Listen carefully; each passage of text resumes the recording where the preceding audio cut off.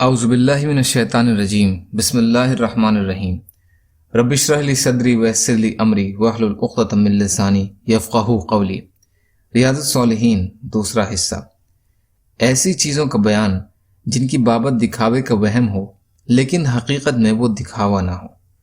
حضرت ابو ذر رضی اللہ تعالی عنہ بیان فرماتے ہیں کہ رسول اللہ صلی اللہ علیہ وسلم سے عرض کیا گیا، یہ بتائیے کہ ایک آدمی نیک عمل کرتا ہے اور لوگ اس پر اس کی تعریف کرتے ہیں، یہ دکھاوا تو نہیں؟ آپ نے فرمایا، یہ مومن کے لیے پیش کی خوشخبری ہے۔ مسلم شریف۔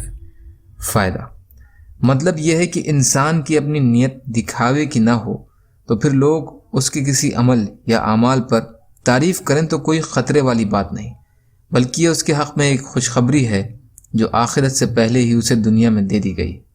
یہ لوگوں کی زبان اس کے لیے اللہ کا اعلان ہے، صرف لوگوں کی تعریف اخلاص کے خلاف نہیں بلکہ یہ ایک گواہی اور قبولیت کی دلیل ہے۔ یا اللہ ہم سب کو کہنے سننے سے زیادہ عمل کی توفیق عطا فرما۔ یا اللہ مظلوموں کی مدد فرما، ہم سب کو اپنی استطاعت کے بقدر اپنا حق ادا کرنے والا بنا۔ یا اللہ رحم کا، کرم کا، عافیت کا، درگزر کا معاملہ فرما، سچی توبہ کی توفیق عطا فرما۔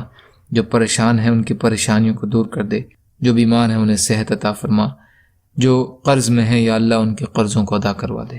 اللہم انا نجعلک فی نحورہم ونعوذ بک من شرورہم برحمتک یا ارحم الراحمین۔ لا الہ الا اللہ محمد رسول اللہ۔ السلام علیکم۔